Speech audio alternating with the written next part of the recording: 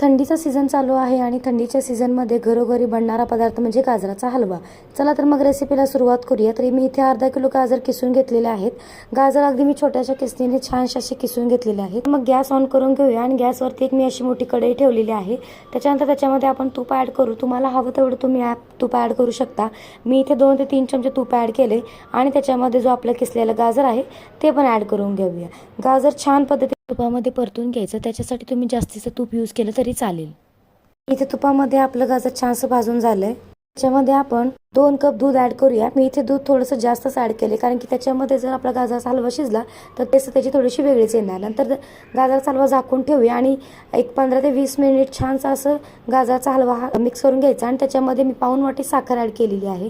तुम्हाला आवडेल तेवढं तुम्ही साखर ॲड करू शकता. काही लोकांना कमी गोड आवडतं. त्याच्यानंतर पुन्हा एकदा गाजराचा हलवा शिजवण्यासाठी झाकण ठेवून बंद करून ठेवायचं. त्याच्यानंतर आपण याच्यामध्ये ड्रायफ्रुट्स पावडर ॲड करूया. मी इथे काजू, बदाम आणि वेलची ॲड केलेली आहे. वेलची पण मी 4 ते 5 वेलची घेतलेल्या होत्या, पण 10 ते 15 ड्रायफ्रुट्स यूज केलेले आहेत. अशा पद्धतीने आपला गाजराचा हलवा रेडी झालेला आहे. रेसिपी आवडली तर चॅनलला लाईक, शेअर आणि सबस्क्राईब करा.